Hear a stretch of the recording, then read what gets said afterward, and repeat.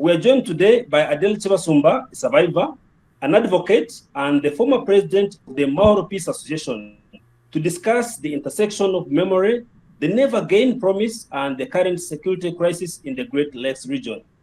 Adele, thank you for joining us at KT Press. Thank you so much, Davis, for having me. I appreciate it. Yeah.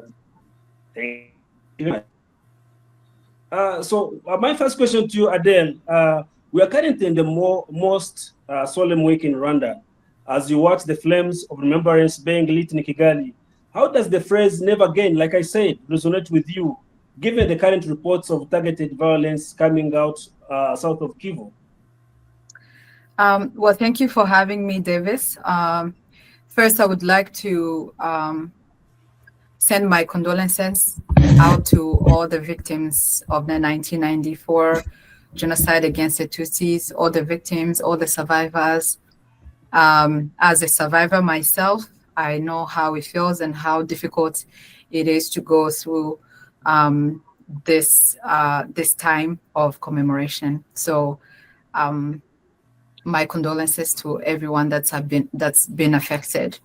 And you asked the question how the Never Again slogan resonates to me in this time.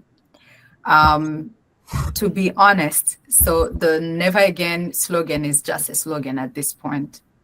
For me, for some other people, maybe it has yielded some results, but for where I'm standing, it's just a slogan. It's not an action. Why do I say this? So currently we are commemorating for the 32nd time since the genocide against the Tutsi in Rwanda took place. And it's happening at such a bad time because what happened in Rwanda at that time, it has not stopped. It has not stopped for me. It has not stopped for many people in the Great Lakes. It just moved across the borders, right? While Rwandans enjoy peace, but other people across the border in DRC, especially in South Kivu, North Kivu, even in Ituri, it's not never again. It's again, and it's been going on since the end of the 1994 genocide. So yeah, if you ask me, it's just a slogan, but it's not an action. The theme of this Kwibuka 32 is remember, unite, and renew.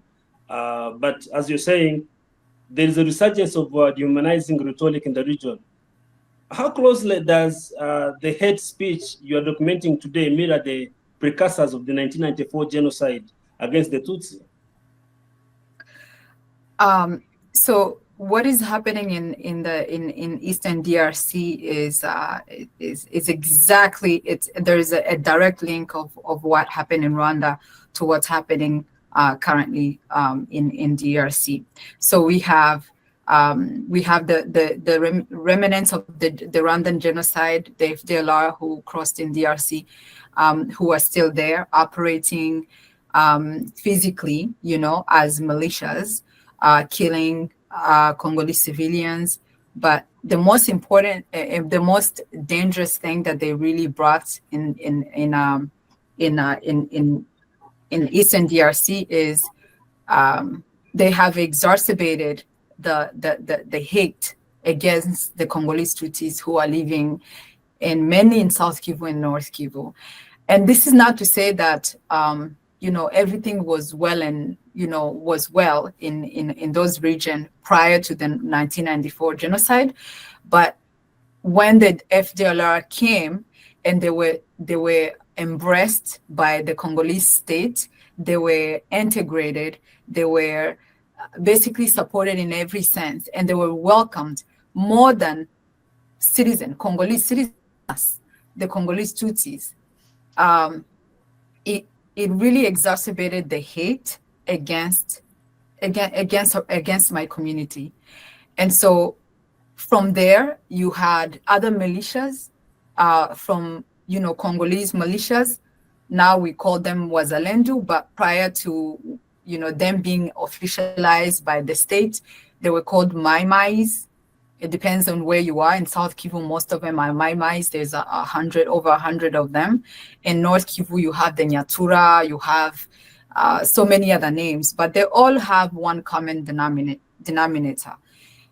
They all fight against the Congolese Tutsis, and they warmly welcome the FDLR and they integrate them. They work so effortlessly to get together. They work in harmony. And then you have the state also backing them, officializing them, all to fight one single minority community, which is the Congolese Tutsi community, also known as Banyamulenge. It's the issues is very complex, but the rhetoric has where it came from. It really was exacerbated by the infiltration or the FDLR coming in, spilling over in Eastern DRC, and now you have a very powerful media that is now has become the vessel of the hate speech, of the rhetoric that you're seeing. So the rhetoric has always been there, but there was no social media. Now there is a social media, and you have the social media being such a good vessel for it to amplify this rhetoric, and it's happening in Eastern DRC, but Congo has over 100,000 population, right? 100,000 million population in this country. Everyone helps in inflaming or in making the media rhetoric worse, because all of them, they kind of pick up on that rhetoric and everyone tweets. Imagine 100,000 million in one country, all being one single against one single group, and then them being able to yes, thank you so much. So it's very, very dangerous. And so in genocide, you have to have the hate speech, right? So there is a political propaganda against, or hating this one single group. And then from there, the violence is so easy to do. Once everyone is desensitized and feel like they can actually kill, they can lynch someone, they can, kill the property, they can steal their cattle, and it's okay because they don't belong. It's so easy. Even kids, even women, even anyone can now feel like they're actually doing something right by killing these people, So we are living in a very dangerous place. It's such a bad time for us to be commemorating, because 30 years ago this happened and it's happening. And so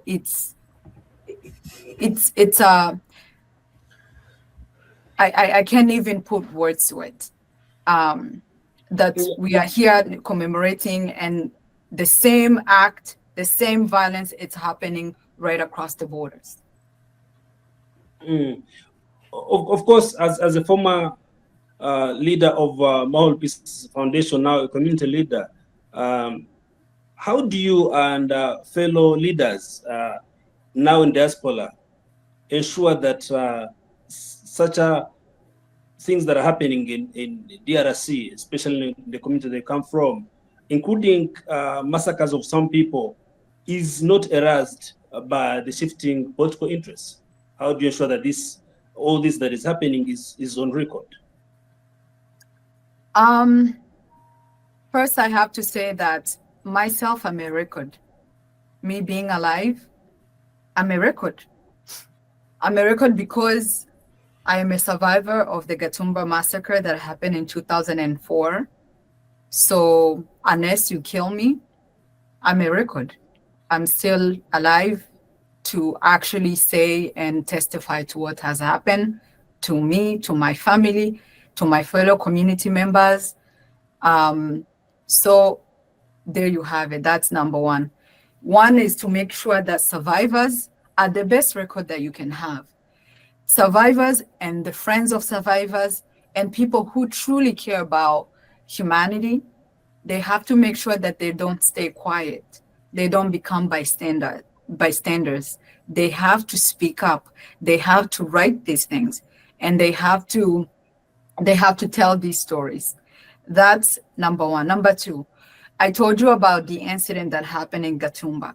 This is not an isolated incident. You also have an incident that happened in a Mudende camp, right, in North Kivu. These are just incidences that are kind of well known, and they're well documented by international actors, like especially the UN.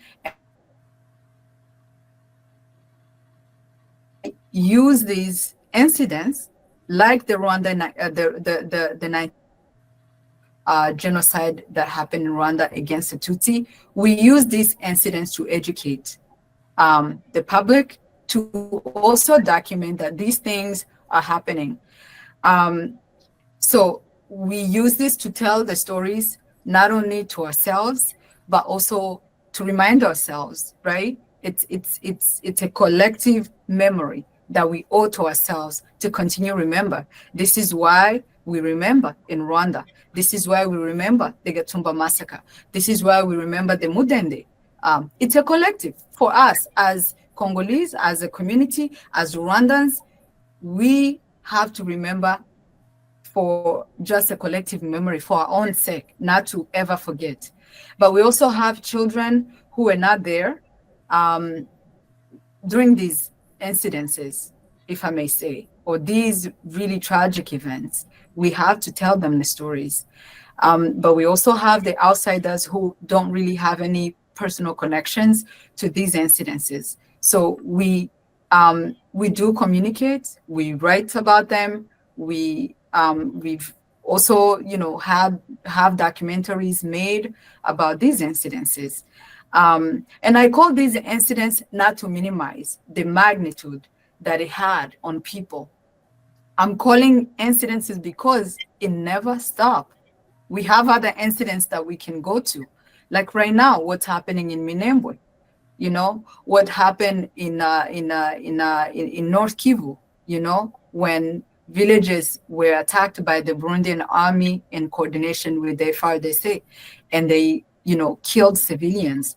So those are other incidences. So the genocide really, this is what, at my case, it has never stopped.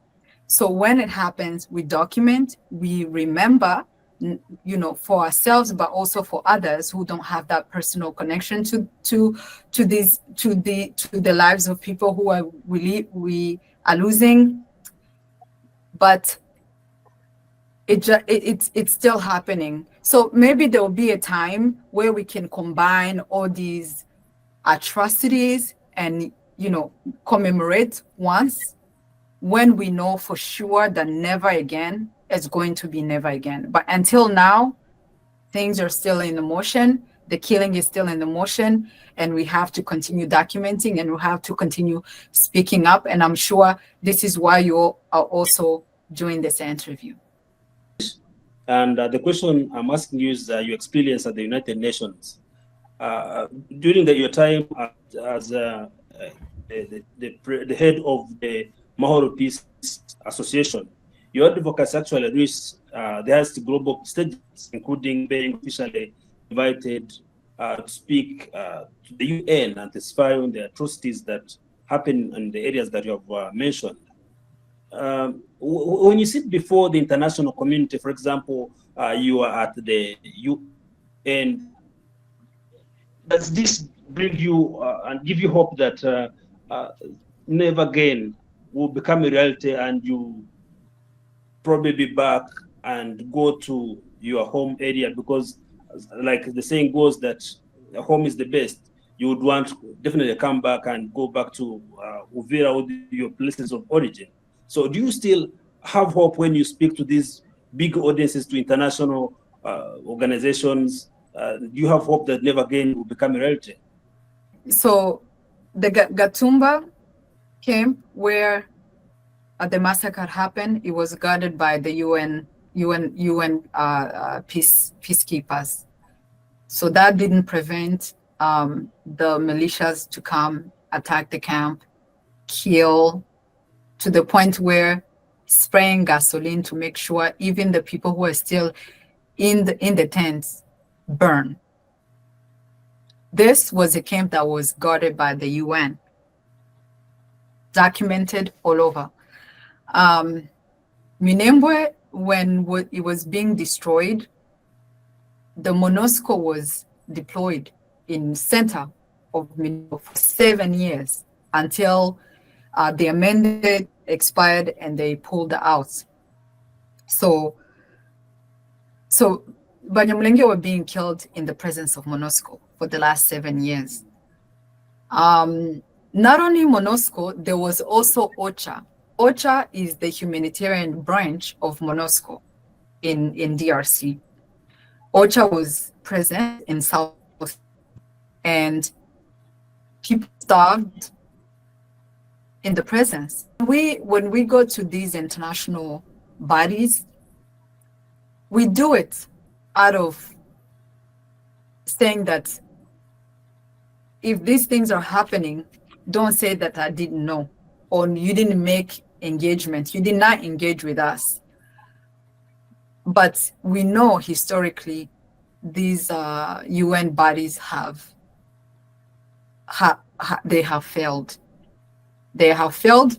It's as if they do not serve the interests of some, but they do serve the interests of others. So therefore, I don't believe what's happening in Eastern Congo will be solved by MONUSCO. So not only Minembwe, MONUSCO has been deployed in DRC for the last, I think, 30 years. And what happened? MONUSCO started deploying in DRC when there was only FDLR. And now how many armed groups do we have in the presence of MONUSCO? MONUSCO was tasked to come and disarm FDLR, and build peace. But now we have the FDLR, but we also have over 200 militias, all of them operating in one small area like the Eastern DRC. So MONUSCO has really, really failed. It has not only failed my community, it has failed Congo. It has failed the region. So basically you're saying like it happened in Rwanda in 1994, history is repeating itself in the DRC, where the UN just looks by and atrocities like genocide continue to happen. Exactly. I almost forgot. The Tutsis in Rwanda were being abandoned by, we all saw the movies, right? We saw the videos of what happened when the UN peacekeepers were being evacuated and leaving people who were about to get killed. And they're leaving them behind, knowing exactly that once they board that plane or once the car leaves, these people are going to be massacred. And that's exactly what happened. So when I say that the UN failed DRC, it's failing my community, it failed Rwandans 32 years ago, it is not going to save us today. It's not. How are people able to for example, eat? How are people to get basic needs? Yeah, thank you so much, Davis. So I would like to give you a little bit of context of the situation for the last 9 years. For the last 9 years, the FRDC, which is the regular army, has been deployed heavily in center of Minembwe, alongside with MONUSCO. There was a heavy MONUSCO presence in Minembwe. Unfortunately, Banyamulenge themselves, they're not able to really travel from one area to another to get food. I'll give you an example. In Minembwe, women or anyone was not able to go from Minembwe Center to maybe 5 kilometers down the road to get food or to go to their farms. There were some women, I don't know if you read it, I believe this was some end of 2022. They have went to look for food for their children, maybe not even 5 kilometers away from Minembwe Center. They were found killed. Their bodies were mutilated by the Mai Mais. Their breasts were cut off. So you can understand in that situation, many civilians are not able to really leave their home, really beyond few kilometers to go look for food. And also you have humanitarian aid workers cannot travel from Minembwe to Uvira, which is the nearest big cities of in South Kivu. I'll give you an example. There were doctors who were going from Uvira to Bijombo to go provide humanitarian medical care. They were ambushed and killed in the broad daylight. These were unarmed humanitarian workers. Beyond humanitarian workers, they're mainly targeted because either they are Mulenge, Tutsis, by their faces, or they are targeted because they are going to aid or they are going to help or assist the Banyamulenge community stranded in Haut Plateau. Even more surprising, you also have Banyamulenge who are serving in the regular army, who are actually sacrificing their lives to protect, to defend DRC, are also killed by civilians or these militias in the presence of their hierarchy or in the presence of, civilians. And I'll give you an example. We have an example of Major Kaminzobe, who was traveling from Lueba to Uvira. He was in uniform, okay, as an army officer with his hierarchy. He was ejected from the vehicle. He was lynched in the public in front of his his commanders, and he was lynched by a mob. And after that, his body was burned and killed and eaten. And this to me shows you the level of hate that the Congolese population has really started to carry against Banyamulenge, against a Tutsi person in Congo. Davis, can you imagine women carrying their babies on their backs, coming to cheer where a person, let alone, forget that it's just a human being who happens to be a military, an officer who's serving your country, who's dying to defend the country. He's on your side, right? Even if he's an enemy, but he's on your side. So, and can you imagine women bringing their little kids to see a person, a human being, slashed into pieces and then burned and then eaten? Can you imagine that situation? So imagine if an army officer can endure such suffering and in front of his commanders who cannot defend him. Imagine a woman, imagine a child, imagine an armed young man who happens to have the face that doesn't belong. Imagine what they will do to them. And that is the life, and that is the fate of many of us in the region. We also have young men who are in high school, middle school, who goes to study in Goma, in Bukavu, from Minembwe, or from, in the Mwaye Plateau, who would try to go back to their home villages after studies. They will be summoned or they will be profiled by the way they look, and they will be taken to Kinshasa. And as we speak, and we've been speaking about this for the last 7 years, Kinshasa prison, especially the Miap, Ndolo, Makala, is filled with Congolese Tutsis who are jailed not because of what they have done, but because of how they look like. And they are there. Including the young ones, including the minors. Including the minors, including women, by the way, women with little children who are still breastfeeding women. So we've been saying this for the last 7 years. Those people are there with no lawyers. They have no food. They have no medical consultation. They're just there. There's not even a sentence given to them. And so that is the picture of a regular person trying to live their life in Eastern DRC as Munyamulenge. Now let's go back to the situation as it is now in Minembwe.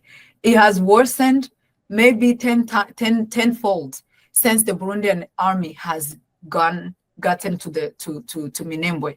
It came it deployed its army to support the Kinshasa government against M23, against Twirwaneho, and they went to fight in North Kivu. They failed, and now all of them are concentrated in Haut Plateau. Its own army chief, its own army spokesperson stated on an international media that they cannot allow food to get to population who are with the enemy. He basically, yes, he's a Burundian spokesperson of the army. I believe his name is Baratuza. Stated that they basically acknowledge that the blockade is a strategic decision for them not to allow food to get to population who are with the enemy. Basically what he's alluding and what he's admitting is a war crime. It's a war crime.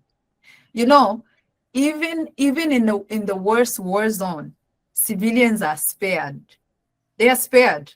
You're supposed to create a humanitarian corridor to make sure that civilians are spared. You can go look for combatants, but you cannot starve civilians because they happen to be in an enemy zone.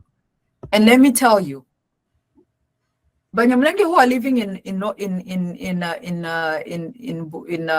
Minembwe are not in an enemy zone. They are home. That's their home. That's where they live. Where do you want them to go? Where do President Ndayishimiye want Banyamulenge to go? We've come to your country before. Me, myself, my family have come to Burundi. What happened? Katumba happened. So where do you want the Banyamulenge in Minembwe to go? They're not in an enemy zone. Those Twirwanehos have been defending them way before the Burundian army even came into picture. Twirwaneho started spontaneously in 2017, trying to defend their loved ones.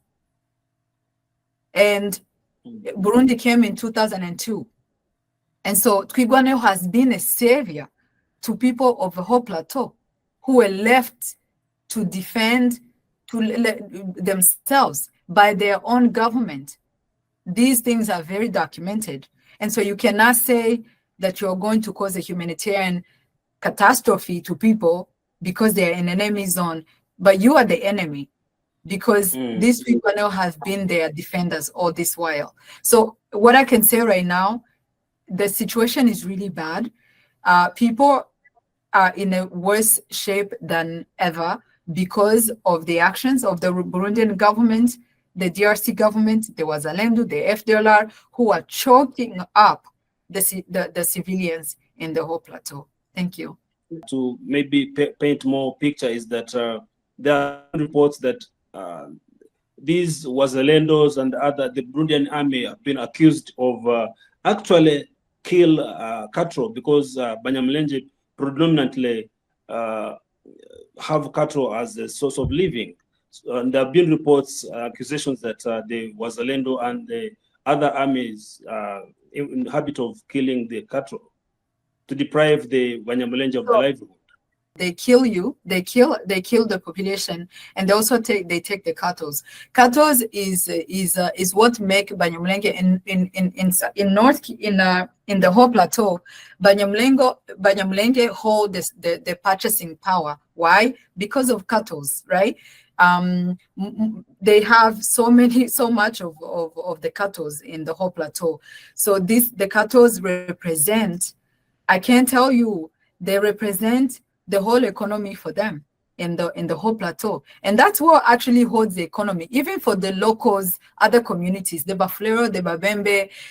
Cattle, just, if you have more cattle, you just have more wealth than anybody else. And so they will kill, destroy their villages, destroy their public infrastructure like schools, churches, hospitals, and then also take cattle. Usually cattle, they will take a massive amount of cattle, and they will sell them to public markets. So this is where you see the complicity, right, of the government, because the cattle, you cannot just steal cattle and they disappear. They will sell them to the public markets. These public markets are were managed by the government, right? You give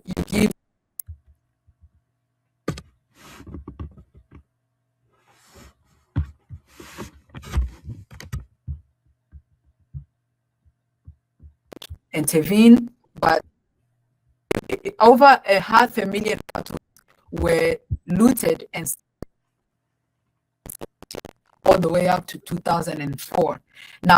Nowadays, the cattle are provided by drones, and you can, drones are coming and they're renting 50 cattle, 100 cattle can be killed in one day just using drones. And this is a genocidal tactic to inflict so much pain.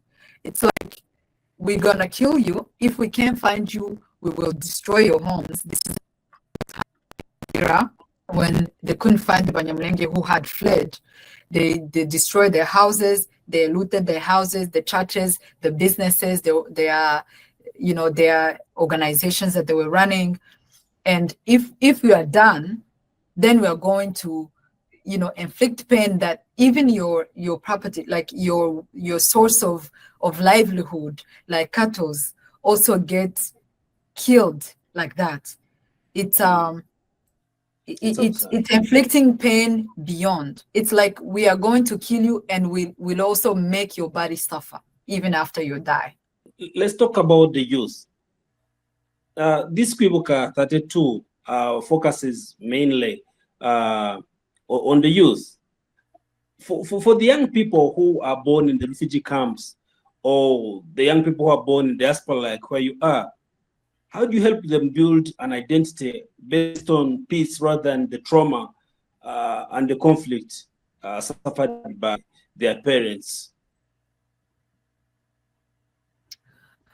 I think there's a lot of trauma that definitely comes with going through such atrocities. And the best way I can say, first, I think it's being aware about the trauma that has happened to you. And I think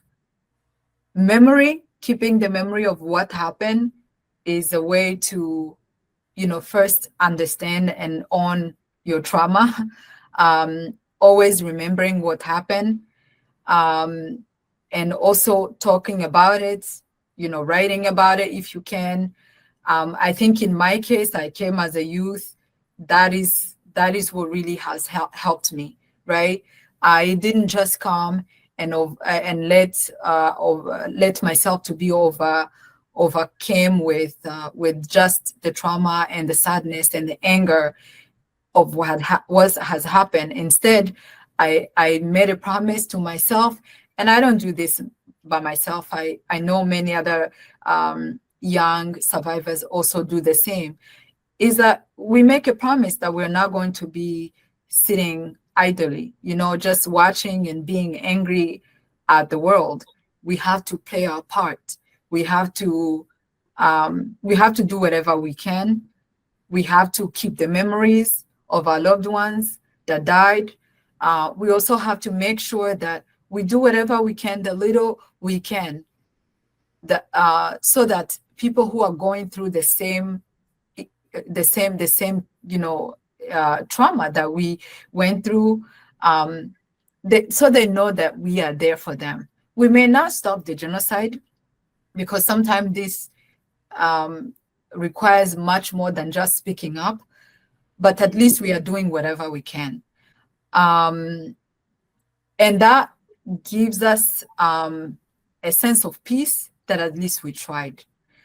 And also for me, and I think for many other young people, is to also find allies in people who also have went through the same. So it's not just us. We have people who also went through the same tragedies, like the survivors, from the Rwandan genocide that happened against the Tutsi.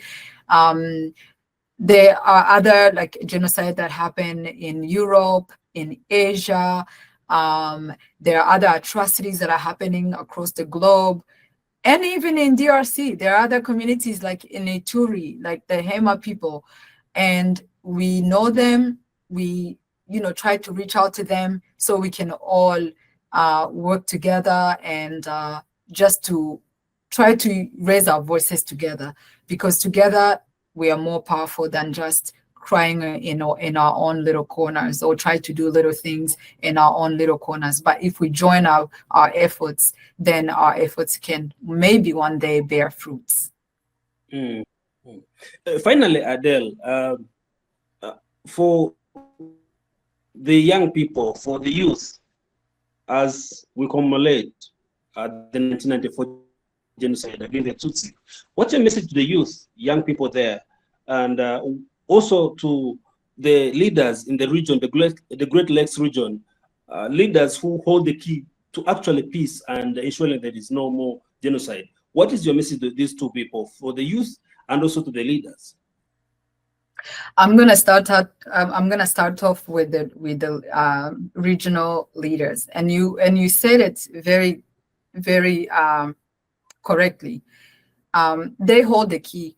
I told you in my first interventions, early interventions, is that the international community, given their past inaction, given that, what's happening in Eastern DRC, they were present for the last 9 years. I told you, for the last 30 years, they've been there. And instead of things to get better, it actually got worse. So the